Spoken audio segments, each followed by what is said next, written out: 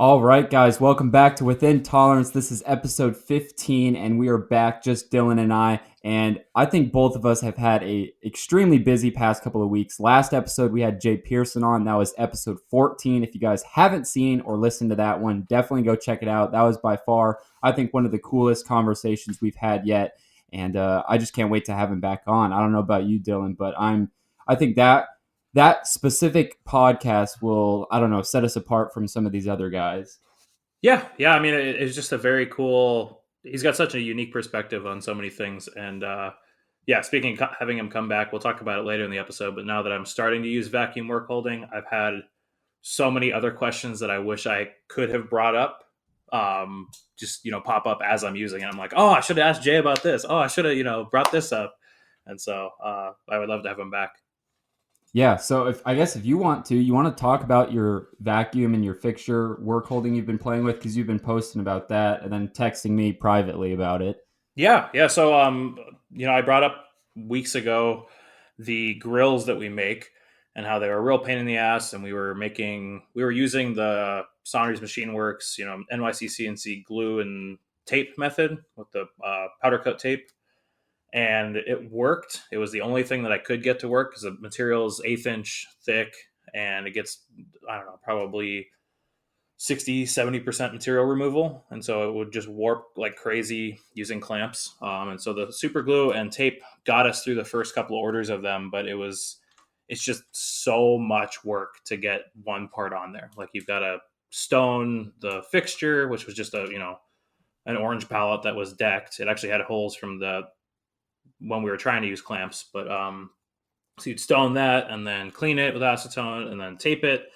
And then I jitterbug the part and tape that and then glue them together and put like my spare orange vice body on them for a few minutes to let it actually like sit and settle.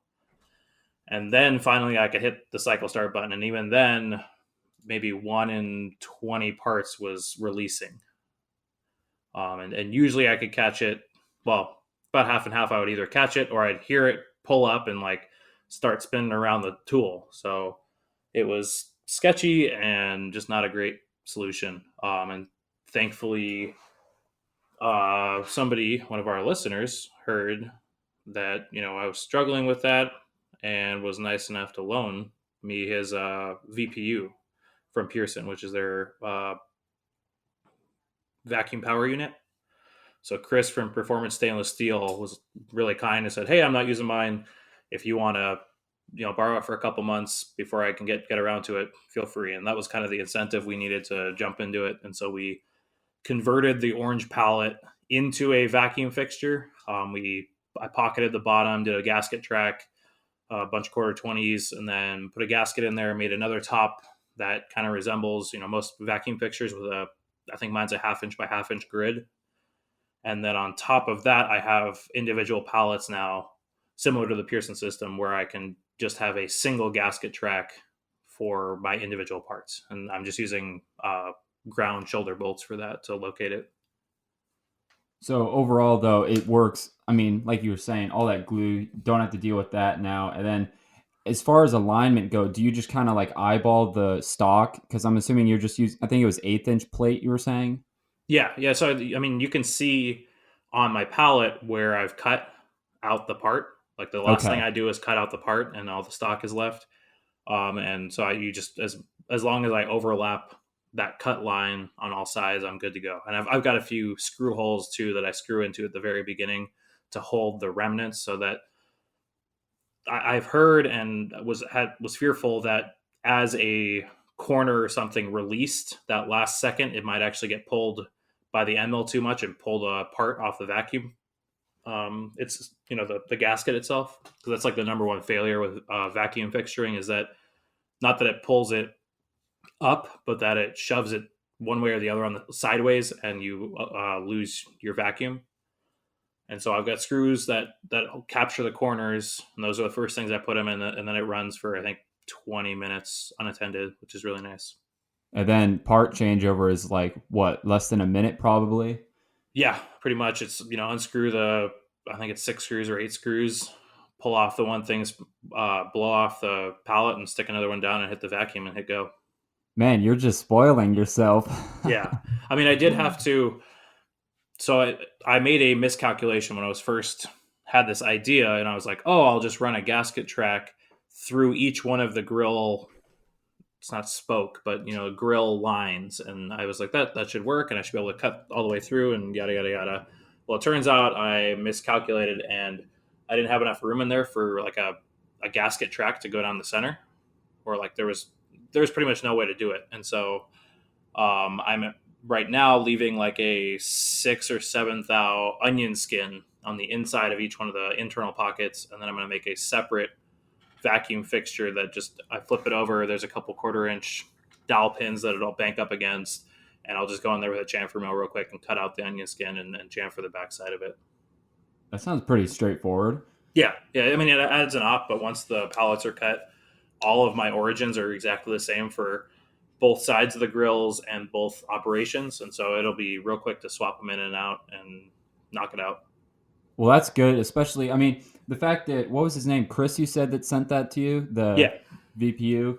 I mean, are you going to buy one now after seeing how much you like it? Oh, 100%. Yeah, I mean that's the whole reason that I agreed to borrow it was that I had a real strong inkling that I was going to like it and want to use it, but I didn't want to invest. I mean, I think the VPU and the connection kit together are $500 or $600, something like that. And so rather than investing that and then realizing it didn't work and having to deal with reselling it or something, to be able to, I think I spent maybe, I don't know, 100 $150 on material total for like both the top plates and all the pallets. So it's quite a bit less investment, and it all worked out. And now I have, because I'm using the pallet system, like on top of it, I now have just a normal vacuum chuck too that I can use for brackets or other parts. We come across a lot of really thin stuff from time to time that is always a real pain to deal with. And now it won't be nearly that much of a pain. Yeah, I mean, the timing couldn't have been better. I mean, if he didn't reach out to you and offer to borrow it, I mean, you probably would, because you just got that big order of all those thin parts. So you probably would be, late night doing the gluing just because, that's all you knew how to do. Right. Yeah. Well, and like I had already started looking at vacuum. Like I think that's why he contacted me, is because we were talking about it on here. But the investment in an entire vacuum pallet system, not knowing that it would work, was a lot. I needed quite a large Pearson pallet, and it was, I don't know, I want to say like 16 or 1700 bucks. I'd have to go actually look, but it was more than I really wanted to invest on like a whim. Yeah. Whereas to just have to buy the VPU and already, like I had already invested in the Delta pallets from Orange, and so like I didn't want to have to spend even more on top of that and kind of scrap that. And so to be able to turn one into it, it worked it perfectly. Yeah. I mean, those orange pallets, aren't they only like $150, I think? Yeah, but then there was also the Delta carriers, which I think were Oh, okay. another $200 or something like that. So like it's none of it's you know vice money, but it slowly adds up when you start dropping $100 here and $200 here and all that stuff. So I was really happy to kind of still use what I had already bought, and it's really nice because now I can swap it in and out. Like if I don't want to use the vacuum pallet but I need another pallet, I can just hot swap those and it's done. Yeah. So So those have been running good on the brother. Are you almost done with that order?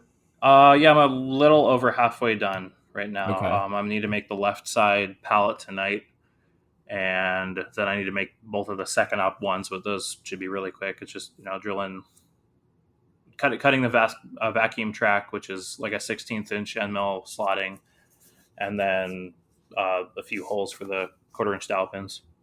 Okay. That's not bad. No, not at all. It should be really quick. Really, the longest thing is the runtime. So, Yeah. but besides that, yeah, we've just been slammed with work. Like all of our customers have a bunch of work, it seems like, and all of it's super quick turnaround. Like I'm slowly realizing that our biggest value proposition is that we can do really quick turn work. Yep. We work fairly efficiently and kind of know our way around getting prototypes out. And so we, if we promise quick lead times, we're pretty much guaranteed to get the work. Yeah, you just got to hold that to you, and like you said, just advertise that whenever you find new customers. Yeah. Oh yeah, definitely. We went to that. I don't think we had time to talk about, or we didn't talk about it last time because we had Jay on. But I went to that first Tech Council gathering or event, and that was fantastic. We were talking to a lot of people, a lot of possible customers, a lot of the Tech Council attracts like a lot of auxiliary support businesses too. So like patent lawyers and commercial real estate people, and so we got a lot of really good contacts. And I think either today or tomorrow I'm signing up to be so the Proteum's a member of the Tech Council. Overall it was a really great event and something I look forward to keep going to their events. Oh, that sounds cool. Yeah, it was really interesting, and the place that hosted it, like they did I think it was 5 or 6 stations, kind of a show and tell, showing off their technologies and all their different products, and so it was really interesting to see what they do. That's cool. Yeah, I mean, there's a couple local events like that around here. I need to, mark my calendar and start going to them because, like you said, you just meet.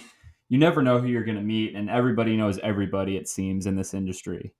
Yeah, well, and these are like that. I don't know. I didn't see any other machine shops there. Like it's all optics companies and technology companies and the people who would need machining. So it's like a perfect place for me to go. I mean, a lot of people aren't there to do that stuff. Like they're just there to network and have fun, and it's a good excuse to go out and have a drink with some people they know. But even if it's 1 in 10 or 1 in 20 people that might end up being a customer, it's still worth it for us to go and attend those. And it's really good practice for both Brad and I to socialize with people and learn to talk about our businesses or our business both coherently and with enough emotion that people want to send us work. Exactly. I mean, that's a huge deal. I mean, anyone can have a kick butt machine shop, but if you can't talk about it and be passionate about it and sound like you know what you're doing, that's half the battle. Yeah, totally. It was great, and then I really look forward to more networking events where I can kind of practice that skill. Yeah, that's awesome. So I mean, that's pretty much it for me. I've just been slammed and doing a lot of work. Most of it I can't really talk about, so it's the vacuum stuff is great because I can talk about that, and it's such an interesting transition out of vice work. I'd say 99% of my stuff is vice, or 95%, and then the rest is fixtures. And now I can add this to my arsenal of things I can offer and ways I can think about parts. Which is awesome. Yeah, because it just opens up your brain to like, okay, like I have this, like, I can expand on this. How can I use this to my advantage? Because, like you said, doing vice work, you can only do so much, and it gets kind of old after a while. Yeah, well, like I said, we come across enough thin stuff where it'll have holes and an outside perimeter that needs to be cut in relation to each other, but the faces don't need to be cut. Like they're just brackets or something. And what we end up usually doing is either making them out of thicker billet and just facing both sides, because then we can control the outside in two ops, or we cut all the holes and then make a fixture that the holes mount onto and then bolt it down and cut the outside. So either way, it's two ops. Whereas now with vacuum work holding, that can be a one op part. Exactly. Yeah. So yeah, I'm really excited for that. Yeah. Well, one thing that's cool that's coming up tomorrow is I'm going to UR Robots, their local distributor for me. Oh, awesome. I was So, wondering if that was still moving forward and what's going on with that. oh yeah, it is. I'm like, I don't know what happened in the past like 2 weeks, but my brain just changed into like automation mode. I don't know if it was having Jay on or just having him on and then like a combination of talking to people, but I'm like slowly creeping towards that like as much as possible. That's awesome. So I'm literally holding, I just got in the Prodigy chip fan, so I'm like super stoked to try this out. Yeah, I saw Um, that in your stories. I'm anxious to see how you like that because we've talked about one from time to time. Yeah, so I got this from actually an Instagram guy. I bought it off of him. He had an extra, and I'm like, that's why I posted about those really stubby tool holders because my machine only has a 7-inch max gauge length of a tool, and this fan itself is like 5.5, and Mari tool has the 1 3/4 gauge length, but that's cutting it pretty close. Um, Right. so Technics you brought up, and I knew about them, but they're like $300 for a tool holder, which is kind of crazy. Um, Really? yeah, so I don't know what the deal is with that, but Shars has like their Tagara brand or whatever. They have it for like only like it's like $100. It's like the same price as a Mari tool, so I might just get that. Oh Um, yeah, that's not bad at all. I mean, it's just for a chip fan, so I'm not too worried about it. Um, but I'm super stoked to try this out. And I mean, it's just like the little things that I'm trying to improve on because the more you think about it, like machining's cool and all, but like there's parts of it that it gets so like repetitive that it's like if I can just eliminate this, like not having to use the air gun after or right as you open the door type thing, like that would be huge for me just from an operator, loading parts perspective. Totally. Yeah, it is one of those things that just sucks. Like no matter what. Yeah. So I'm trying to slowly eliminate things like that. And then tomorrow, I'm really curious to talk to the UR guys. I want to program their, I think, UR10. I think that's the largest one, right? Other than the new one. Yeah, I was gonna say now they have the 16, but yeah, I think the 10 is the largest one besides the new one, and Yeah. the 16, like Jay said, is not it's not any bigger. It's like a UR5 with the 10 joints. Okay. Because I actually at the tech council meeting, I talked with our UR guy, and he was saying he got to play with one recently at a trade show. Okay. Yeah. So I'm really curious to program one of that and just talk more about pricing.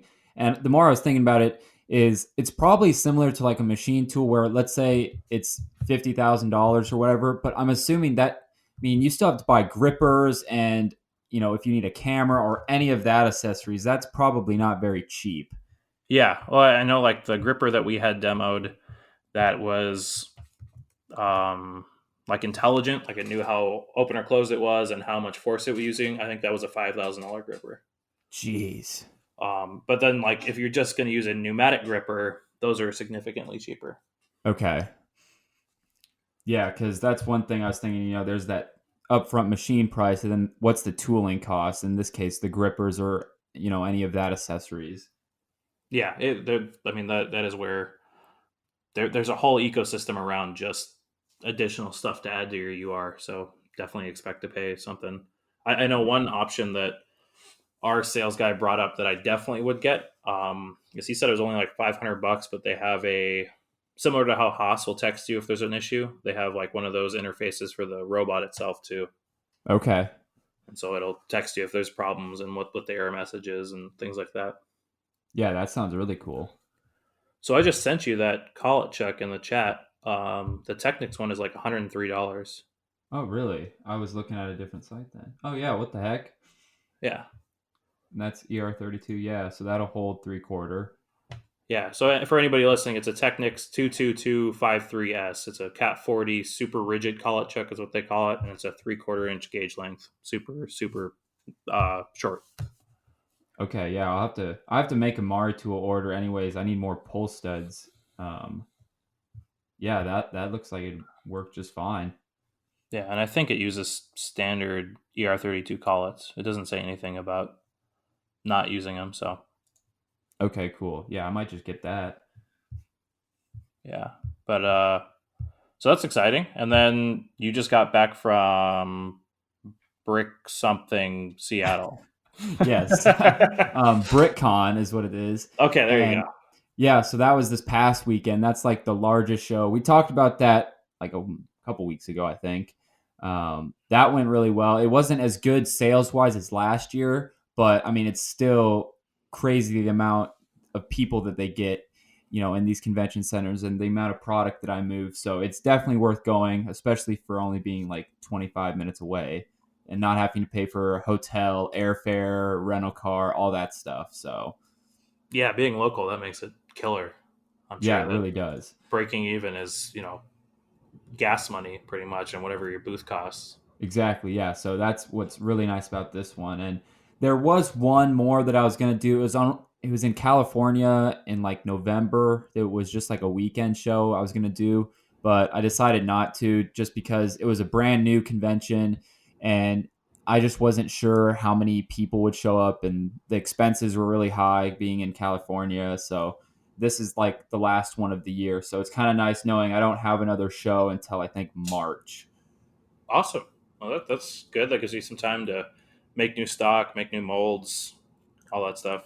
Yeah, and gear up, and just right now it's like machine work. And I'm finishing up those helicopter parts. I'm doing the plastic ones because, like we talked about, I think 2 weeks ago, I did all the aluminum ones, or I think at the time I was working on them, and those had to get out as soon as possible to get anodized and coated. And then now these plastic ones, I'm just kind of slowly taking my time with.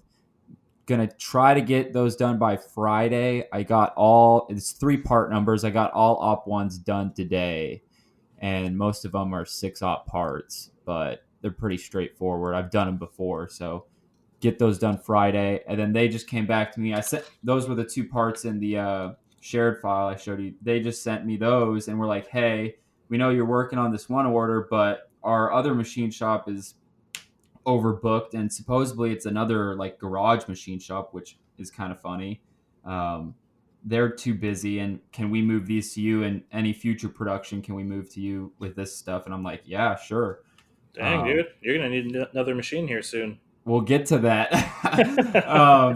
But they were like, they already have tooling and fixturing, so and this is why I love these types of customers, because they straight up told me, they're like, "This is what we paid before. Quote it like you normally do, and let's see what we can do." And I quoted, to be honest, much higher than what they were, just because it's new parts, they're somewhat tricky, and I also added an NRE in there for tooling and fixturing.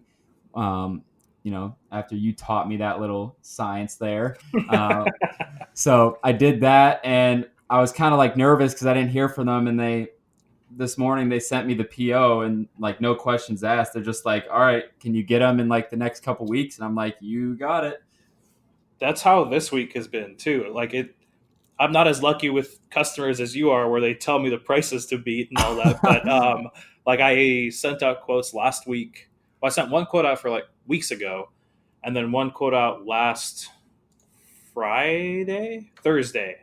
No, Friday. I sent it out Friday at like 3 p.m. and I was like, oh, I doubt I'm going to get this one. They needed the parts by. They said they wanted them Tuesday, and I was like, well, I've got an overnight material, and even then I won't have them done. I was like, the best I can do is ship Thursday, and thinking like, oh, there's no way they're going to go for that. And then Monday morning I get the PO, and I'm like, damn it. Yep. So that's what I'm working on tonight. Because Yep. of course the material that usually ships same day and gets here the next day, they just didn't ship it. Like there was a label that was created, and I got a notification. They're like, "Oh, it'll be delivered Tuesday." I was like, "Sweet, plenty of time." And Yeah. then at like 10:30 at night, they sent another. UPS sent another email that was like, "Your shipment has been delayed." And I'm like, Uh-oh. "Great, that's fantastic." So yeah, that's what I'm working on tonight, along with the more grills. But Yeah, uh, nothing beats, having everything ready to go except waiting for like that one tool or material or whatever. yeah. I mean, yeah, it's always a pain when it's something I can't get locally. Yeah. So, yeah, So, this second order just came in. Oh, sorry, what were you going to say? oh no, I was just going back to you're going to see UR. Before I forget, I don't know if you saw on Dan Rudolph's Instagram that The Vice Vice actuator. thing? Yeah. Yeah.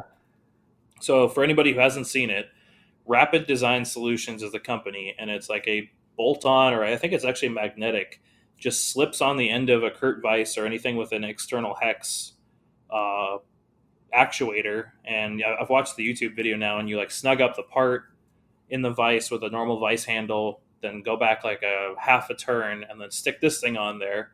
And when you apply air to it, it tightens your vise, and when you apply air to the other side, it loosens the vise. So it makes any standard vise a automation ready solution.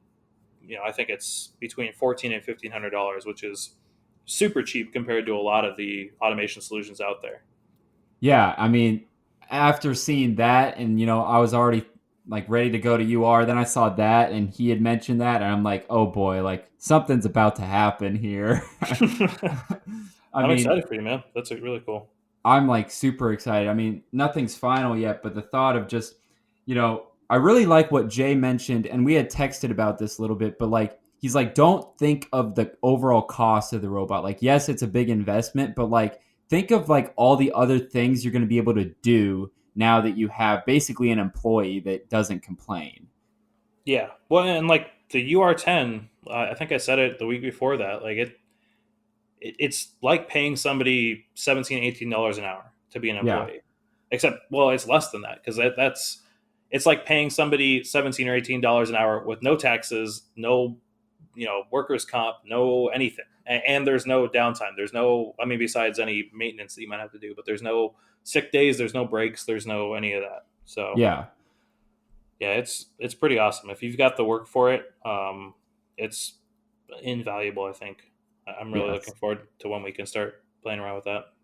Yeah, I mean, just the thought of being able to move it around the shop to do other tasks too, like injection molding or, you know, really anything, part counting, if I have like my Lego stuff and I'm making packs of different, weapons, like, okay, I want you to pick out, this is a pack of 20 different items. I want you to pick one of each and put it in this package, and I can walk away and I'll come back and, the table will be full of, packed items more or less, stuff like that. Yeah, yeah. Well, and like I'm sure they'll show you when you go, but like the all of the new ones come with a force sensitive wrist in them. And so he was talking about how like you can have one of those deburr for you and have it set up so that it pushes the part into a red wheel or something with a specific force. So like you're not rounding corners, but you're breaking edges or things like that. Yeah. So And it's that was the cool thing is because when he called me, I didn't realize how. I mean, he kept stressing how machining and especially CNC tending. I mean, these robots are huge in that market. yeah, they're starting to be bigger and bigger. I think Yeah. I was listening to Making Chips, I think, and they had somebody talking about integrating cobots. And I can't remember the numbers off the top of my head, but like UR went from selling like 5,000 robots to 40,000 robots. Whoa. Yeah, so it's blown up for sure. Yeah. I mean, I'm just super stoked. I mean, it's one of those things we've talked about before. I don't want to talk too much more about it, but it's like it's the price of a machine, more or less. I mean, all in tax, shipping, accessories, that robot's going to cost probably the same price as my DM2, which is kind of scary, but it's like you can't think about that. You got to think of the potential that it has. Totally. Yeah. Yeah. And like with the quantities you've been talking about, unless you wanted to hire somebody, I don't think that you could do them on your own. Exactly, yeah. And the thought of being able to automate my machine so when I'm sleeping and in talking purposes, I'm doing nothing, I'm on break, it's still like something in my garage is still making money, even if it's low pay, it's still running. Right. Oh yeah. Yeah. I mean, you gain all of those hours, for not for free, but once you amortize the cost of the robot, they are free hours pretty much. Exactly. So Yeah, that's so awesome. That's really cool. I got that second order. I got to order material for these parts tomorrow, and we talked about that corner rounder. I'm excited to play with that. um, Yeah. Yeah. I mean, I was, it's funny. You never know like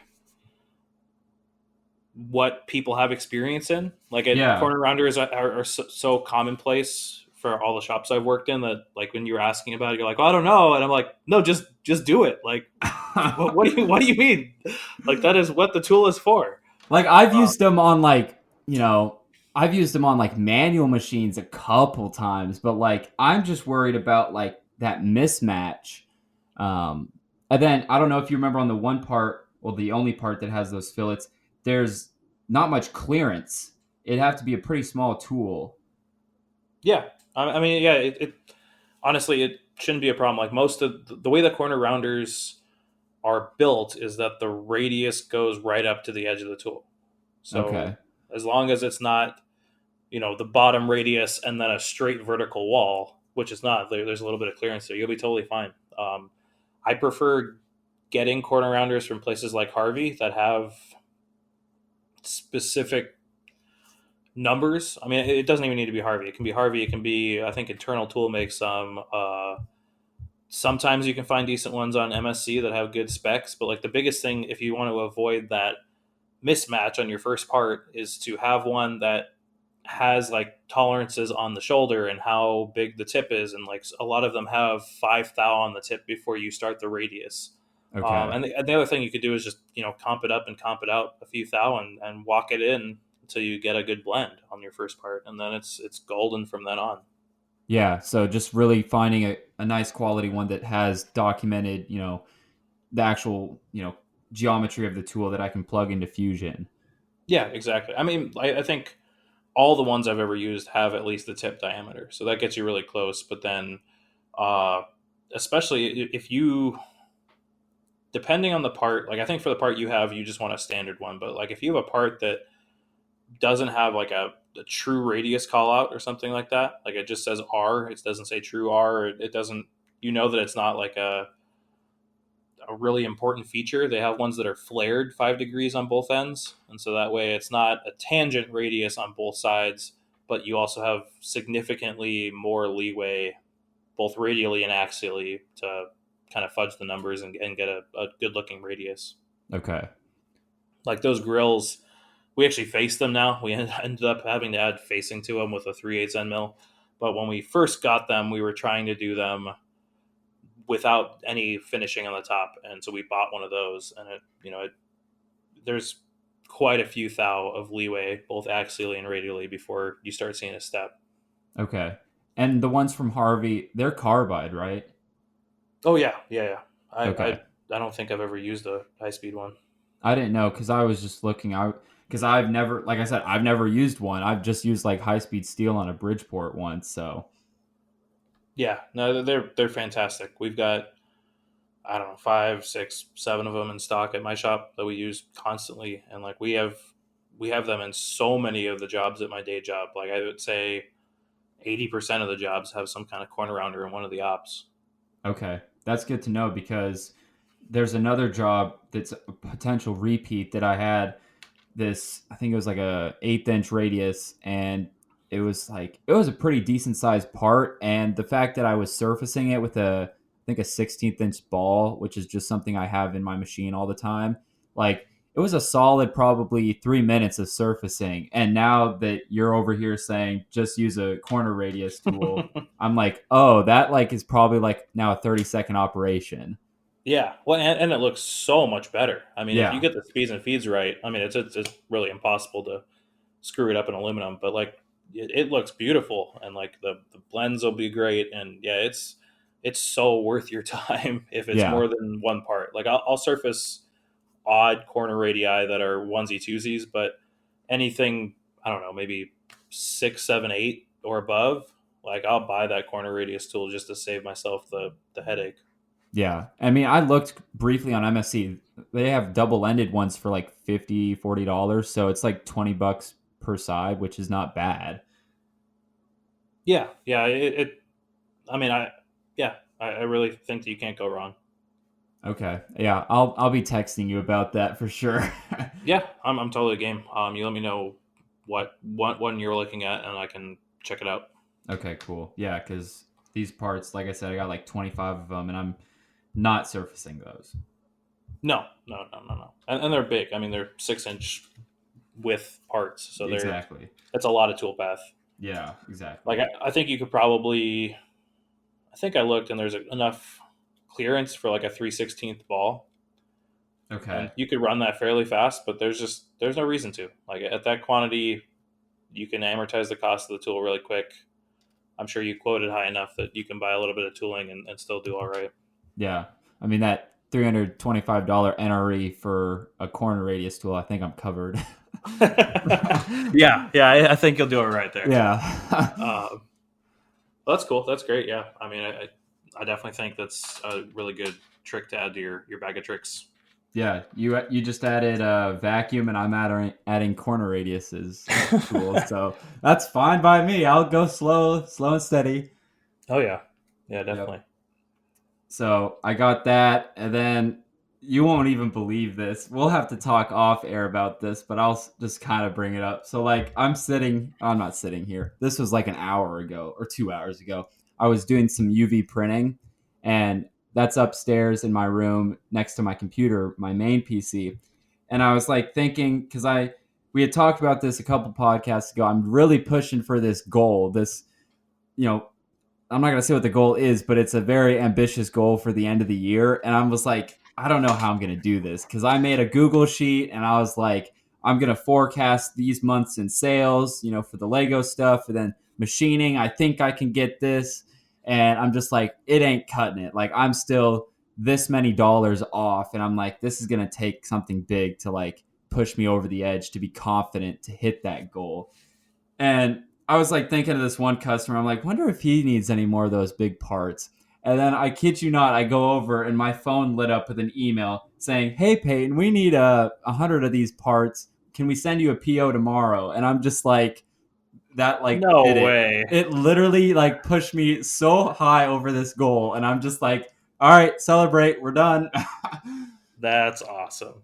That Yeah. is So that's really cool too that you have your own product that you can forecast. Like I that is definitely one thing in the new year I'd really like to work on is finding the time to come up with some small products and sell them. Because having that not passive income but nearly passive, it's operations that you know how to run.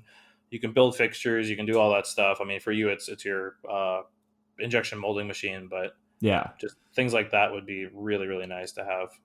Yeah, and it's getting to the point because that stuff's kind of known because I've been doing it for many, many years. I know what I'm going to make in a month off my website. I know January is not going to be as good as like November, um, but it's getting to the point where now because machining, it's so hard because it's based on the economy. It's based on your customers. Do they need parts? Why don't they need parts? Maybe their products aren't selling, so they don't need parts. So it's hard to gauge that, but I'm slowly getting a better grasp on how to gauge at least the good customers that I have, the really close ones. Like, okay, they normally order this much every so often. So, if they order $5,000 worth of parts every 6 months, let's just say for talking purposes, that's $1,000 a month. I know I'm going to get from them type thing. Totally, yeah. Oh, you didn't remind me, but it came to mind. The other thing that we had happen this week was we had a sales engineer from Qualichem out because I had emailed them last week. So to back up, we were planning on fully switching over to Synergy a few weeks ago, and I contacted the guys, and they were like, "Yeah, we'll come help you switch out your machine." Blah blah blah. Anyway, we ended up getting so busy that we couldn't have them out. We couldn't have the machine down for a day. And so we put it off, and then I had been waiting to hear back from them and kind of coordinate the schedules to get it all done. And then in talking with Brad, and we saw a few people on Instagram using some different Qualichem recipes. Like there's Ben from Ben's or from Freelux is using EcoPure, which is a new one from them, or new to me at least. And Brad at his day job had been using 355, I think, which is another newer one from them. And so I reached out to them just saying like, "Hey, we've always loved 250C in the past. Here are the issues that I've been having. Uh, what can you do? What's new? What's good? Can you come out and look? We'd love to stick with Qualichem if we can. Synergy has solved all of my problems, which were it separating, it going bad, and then when it went bad or started to go bad, it would become a real bad skin irritant." Okay. And I reached out. I said, "Here's all the problems I was having. Synergy solves them all, but it's expensive and it requires DI water, which is a pain for us." And I was like, "If you guys can solve those problems, we'll definitely stick with Qualichem." And so they came out and talked to Brad because I was at work, and we're like, "Oh well, 250 is, I guess there's a newer formula that just came out." Okay. And they said that this one should be much better than the past ones for separation, and that they people were having issues with the past formulation, and that this one has solved all those problems. And so they brought by a 5-gallon pail and said, try this in the brother or whatever, wherever, and see if this solves your issues.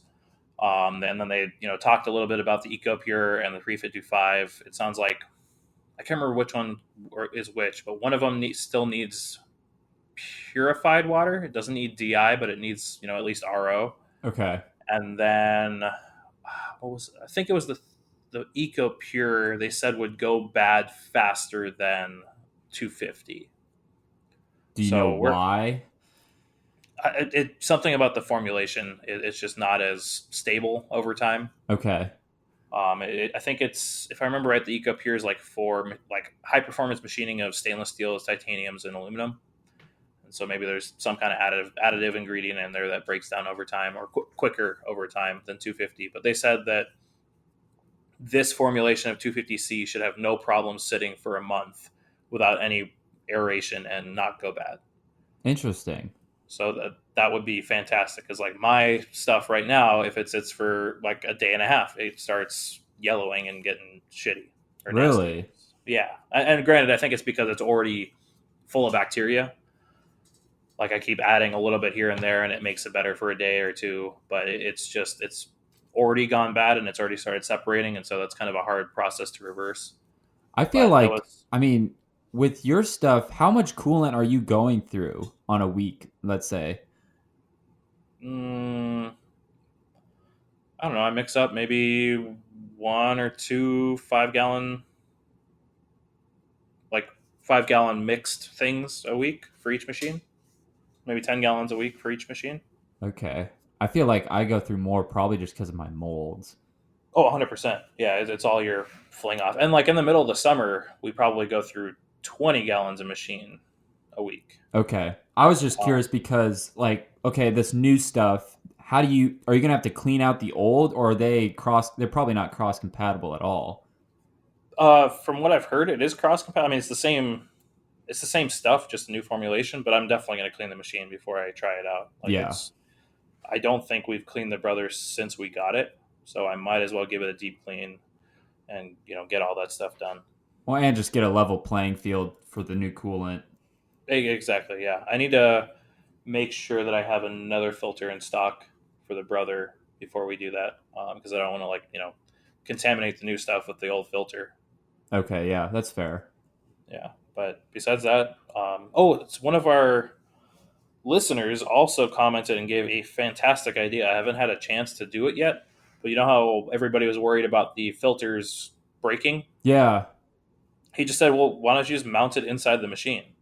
And like on some machines, that might not be a good solution, but for the Brother, like the coolant line, the way it runs, it's really not that hard to loop it just inside the enclosure up by the casting and mount it against the rear sheet metal. Yeah. And so I'm going to do that, because that way, if it does break, it just dumps into the machine. Yeah, that's smart. Yeah, I was like, oh, that's such a simple solution. Like I still want to have a bowl on hand so I can continue machining, but that way there's no giant mess. There's no worry about walking into 10 gallons of coolant on the floor. So I was like, oh, that's perfect. I just need to order up uh, some more of the spring hose, I guess it's called. It's Yeah, like the reinforced. yeah. Yeah. Yeah. Speaking of ideas, I had a family member actually mention a really cool, interesting idea. So, especially with special guests, I don't think we need to do this for me and you, but I think when we have guests on, I think we should come up with like a list of like, I don't know, 5 questions that are like maybe not machining related, but not, maybe not random, but kind of machining related, but more just general questions that we ask every single guest. I mean, it could be, Meditoy versus Starrett, or something. It could be a silly question, or it could be cats or dogs, or just something interesting. Yeah, I like that. That's a really good idea. Yeah, just something different. I don't know. It could be interesting to see the different people answer questions like that and hear their reasoning for it. Yeah, I think that's a great idea. It kind of a level playing field thing. Exactly. Yeah. Yeah, I definitely like that a lot. Another random thought. I am so close to getting my boy machine running that I'm like so happy right now. Yeah, you've been posting about that on your stories, and we were talking about it today. So you got all the seals back in, Yeah, so and like the only thing I'm trying to like figure out is there's these half nuts, and I understand how they go on, but it's like I gotta email boy, and I have one guy, I think his name's Steve Foreman, but he's been super helpful, and I've been, granted, I've been bugging him with so many different questions because I'm just trying to absorb knowledge. But the fact that I got one of these bronze bushings out, replaced all 4 seals, and like, okay, now I just got to do that one more time on the other side. I just need to know how to fully assemble these half nuts and all this. But like, I'm pretty confident that that's the issue that'll fix this machine. And if that's the case, I'm super happy. So you were just getting, they think you were just getting blow by past these seals? Yeah, they just think. I mean, if I take pictures of these O-rings, one of the O-rings I think is really what went bad. The other seals looked fine. I think I don't know when they were replaced. They're probably the originals, which is 30 some years old. And I think they were just one of the O-rings was definitely deteriorating, and then some of these larger seals they were just so hard that I don't think they were doing anything. Oh, gotcha. And so that's why it was not fully closing. It was actually leaking out past all that. Yeah, and I think air was getting into the system and into the actual hydraulics. So the cylinder couldn't compress all the way because there was air in between. Oh, shoot. Yeah. So I'm thinking that's what it is. Well, that's great. I'm really keeping my fingers crossed for you because that would be fantastic. Yeah, I mean, so far it's just been a lot of manual labor and I mean, I think like $100 in seals, but it's definitely worth, you know, doing this versus spending $4,000 to have them come out and do it if this is the case. Right. Yeah. I mean, I remember you were kind of giving up the machine for a little bit. You're like, you Yeah. know what? Maybe I'll just find a new one, and then you got a quote on one, and you're like, oh, maybe not. Yeah. But Yep. So so how do you deal with that? Like, have you had enough stock levels on your Lego stuff that this hasn't been a big issue, or? yeah, I mean, that one machine I only run production molds on, and I really only have the one production mold for this one armor set that I make for a figure. And I've just been so stocked up because when I got the machine, I ran, you know, probably 10,000 parts. So in all sorts of different colors. So I'm like well stocked on it. But it's just one of those things. I have one mold that I want to run again. It's no rush. I just want to. And then there's some other products that I want to make full blown production molds, with ejector pins and fully automate it and make, decent quantities of versus the little manual molds where I have to sit there and run the machine and take the parts out and do all of that. Right.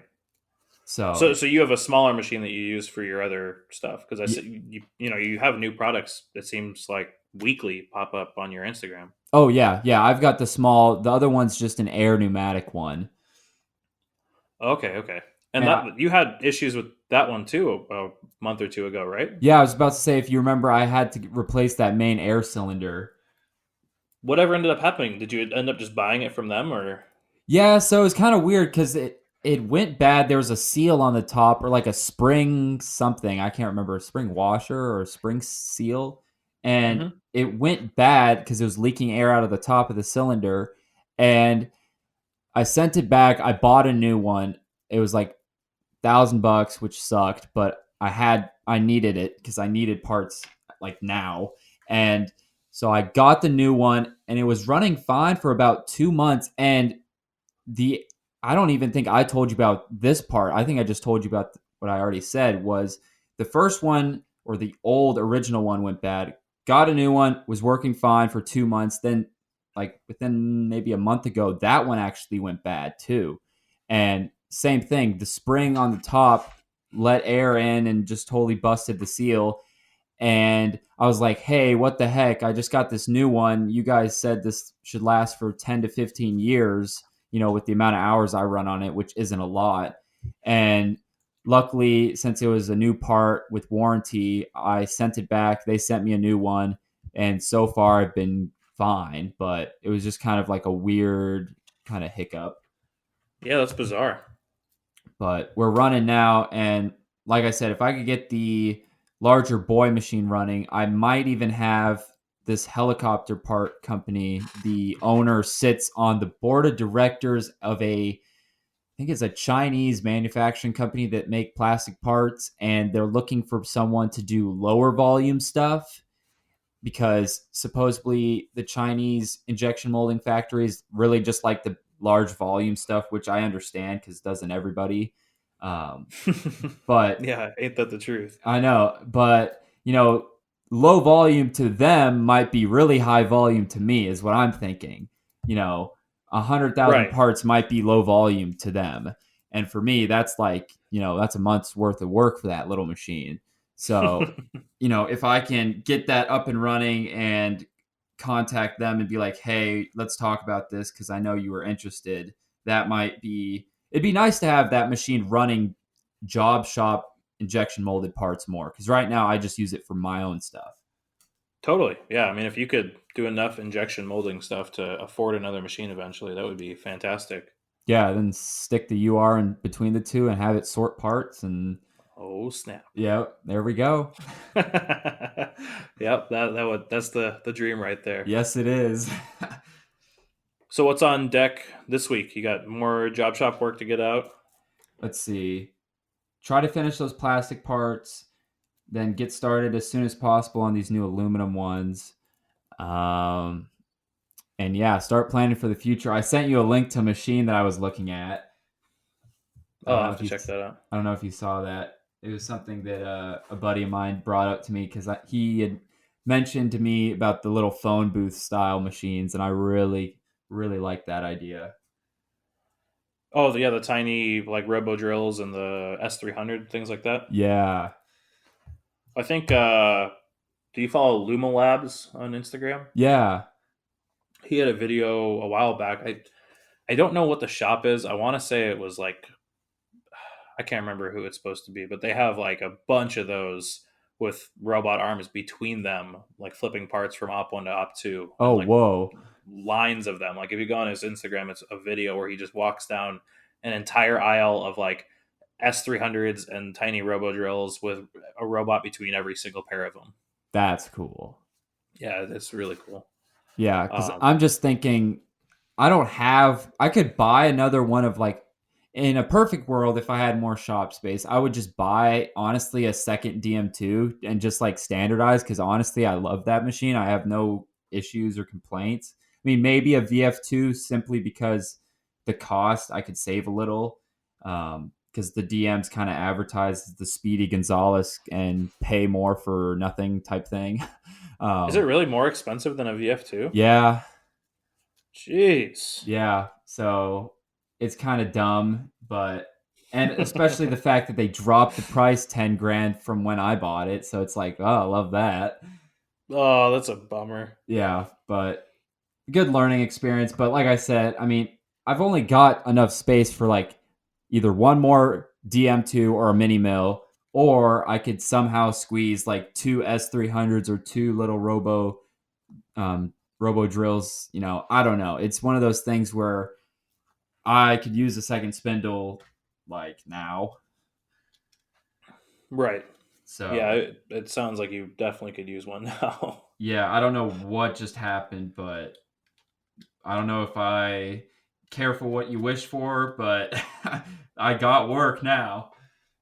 Yeah, I can't believe some of the quantities you've been showing me. Like I'm definitely a little jealous there. I'm like, Yeah, man, I don't I know. would love that. I don't know if you're jealous or I know what you're saying, but the stress that could come with that, I don't know about this. Yeah, it's like jealousy or envy along with like Good luck. somewhat relief. Yeah, exactly. It's like, well, I right now I'm glad I'm not doing Yeah. that. But no, I mean, once you get it set up, like it would be a really cool cell to just have running all the time. I really think that you could put together a really good workflow on that. I assume you're going to add probing if you add a robot. Yeah, for sure. Yeah, I mean, if you're not checking good parts, you either need to do that or design some really badass functional gauges that you can, run a bunch of parts through really quick. Yeah, I I mean, don't I know. think you still would be wise to have some good inspection equipment set up specifically for that job, but um, being able to probe it on the machine will really help as well. Oh yeah, for sure. And just really honestly, not even concerned as much about the parts, but the tool breakage. Yeah, that'll be a real big help too. Tool Yeah. breakage detection is really big. Yeah. So There's not any threads on any of those parts though, are there? No. So that's pretty good then. I mean, Yeah. you won't have to do a whole lot of tool breakage detection, I don't think, at that point. No, just maybe for the tiny drills and end mills, but I'm so used to, you know, a 16th end mill to me is not tiny at all, so. Yeah. Hey, I was using that as a quote roughing tool the other day on a part. Oh my goodness. It's Yeah. like No, it's a big tool. 16th, I think it was definitely the smallest one we have always set up. And very often it's the smallest tool we have to use on, I don't know, 80-90% of our parts. Like Yeah. we use 30s and 20s, and we've used smaller tools sometimes, but man, it's like few and far between. Yeah, so I don't know. It'll be interesting. The next, like I said, the next I'd say 2 months, the first of the year, it'll be interesting to see where both of us land. Yeah, yeah. I think. I mean, regardless if nothing else changes, we're both going to end the year really strong and be, really ready for 2020. Oh yeah, for sure. IMTS coming up. Oh, I'm gonna be pumped. Yeah, yeah, that'll be a lot of fun. I'm really looking forward to going back, and there's a lot of other things that I want to look for this time. Like I last time didn't spend any time in the deburring section. I Yep. realized I got back and was like, oh, I wish I had kind of seen that more. Yeah. Because that's like the make or break for a lot of parts. It's like, oh, now I've got to deburr 100 parts by hand and hopefully not scrape, the bottom of this pocket or something like that. And I think deburr is kind of like the thing that everybody forgets when they're quoting, and everybody forgets when they're shipping out parts. Like it's really the difference between a good part and like a part that looks like crap. Yeah. Seriously. I mean, yeah, it's just that you overlook that, and all of a sudden you're spending 5 minutes deburring a part, and there goes your profit. Yeah, yeah, precisely. So, all right, should we end it there? Yeah, nice little quick one. I think we both got work to get back to, and I'm definitely I got to get to the shop. I've got probably another 4 or 5 hours tonight. Yeah, I got to get doing some stuff too. Alrighty, man. Well, thanks everybody for following along. We'll be back next week, possibly with a guest, and if not, it'll be Peyton and I checking back in and seeing if this crazy streak of business continues. Yeah, seriously. Follow us on Instagram.